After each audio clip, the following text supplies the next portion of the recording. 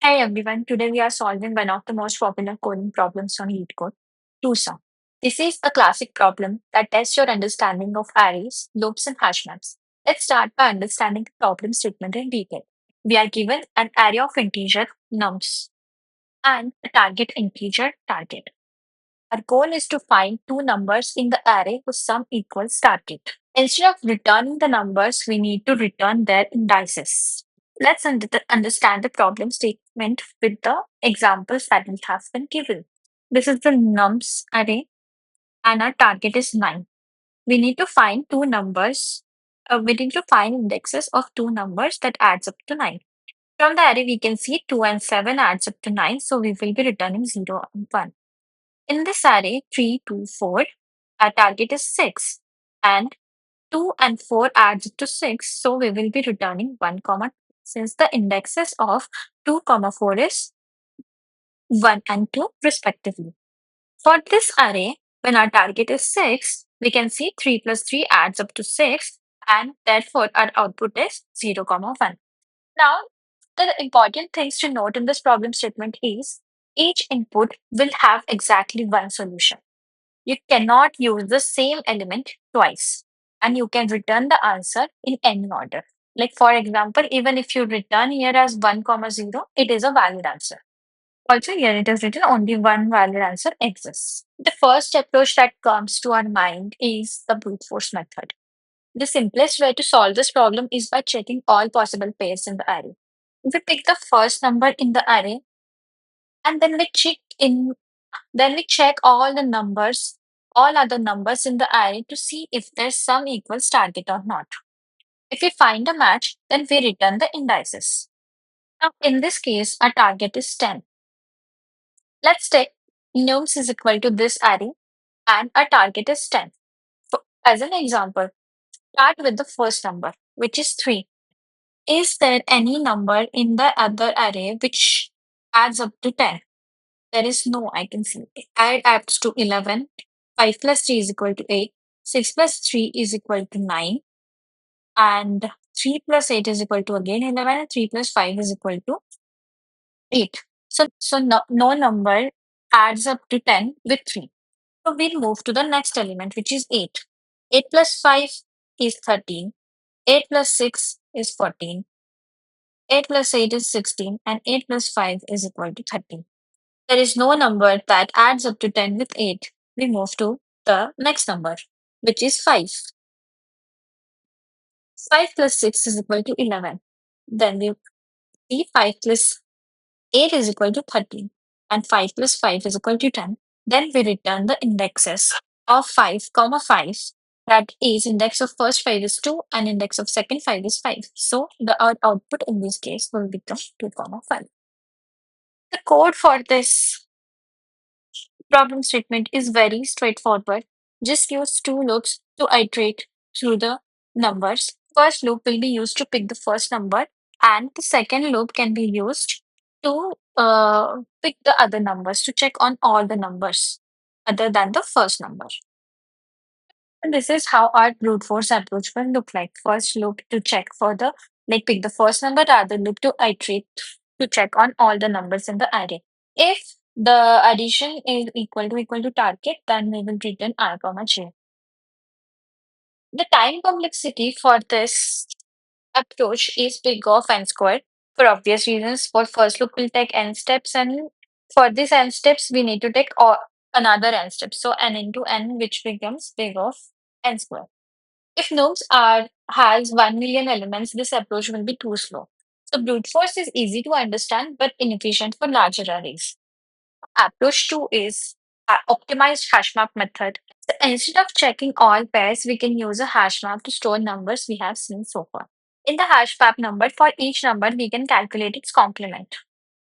When I say complement, complement means target minus the number. For each number, we are going to calculate the complement of that number and check into our hash map if the complement is present in our hash map or not. So let's understand this. Suppose we have an empty hash map in the beginning. We are checking for number 3. We'll check if the complement of 3 is present in my hash map or not. Currently, my target is 10.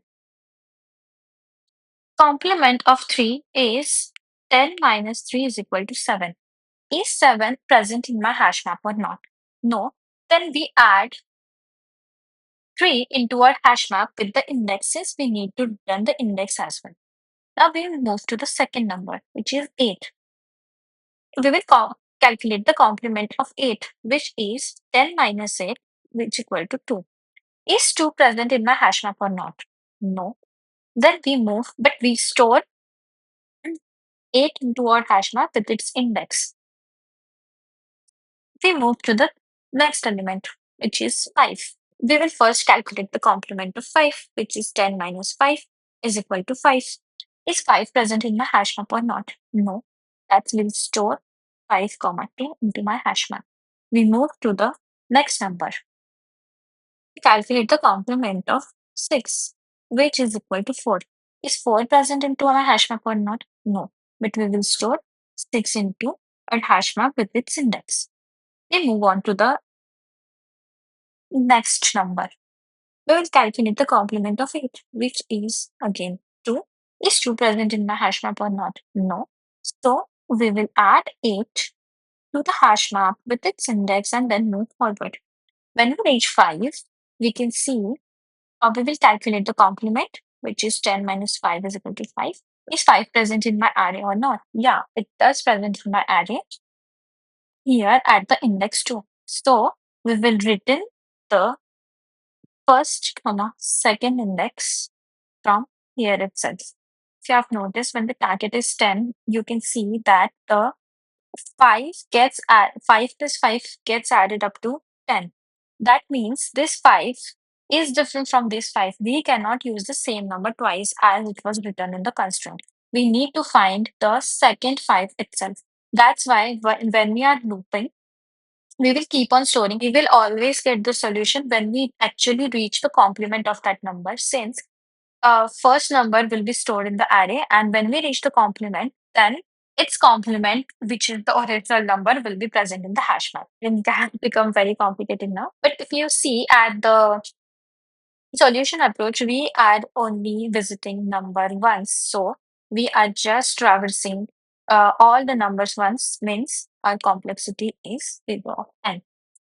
Also, the time complexity is big of n, and the space complexity is also big of n, since we are storing the index and the number itself for each number. So, in this case, if we have found the pair at the last index, we are actually traversing or storing the whole array into our hash map. So, the worst space complexity becomes big of n as well. Now we will code this and see the code in action. We will first take a map, integer comma integer. The first integer will store the number and the second integer will store the index. Now we'll iterate through the array. We will first calculate the complement of the number that is present, which will be target minus number of I. And then if my new map contains the complement, then we will return the answer here itself. So if my map contains the complement, then I'll just return the answer from here itself. New map.get complement will return the index of that complement and currently the number and the index of the current number. Else what we'll do, we will put the index into hash map number and index into my hash map. And in the end we will just return an empty array, but it will never reach that statement since the answer is guaranteed. Let's run.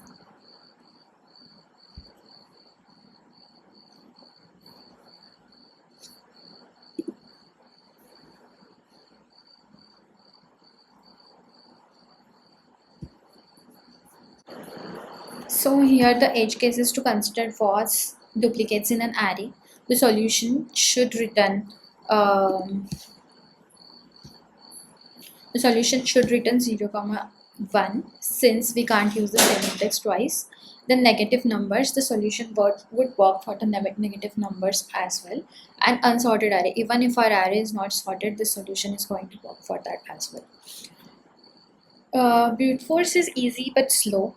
As we have seen, brute force is easy but very slow because of its time complexity big of n square. HashMap gives us big of n, which is the best solution for larger inputs. You can see we are only using one loop and we are visiting the element only once.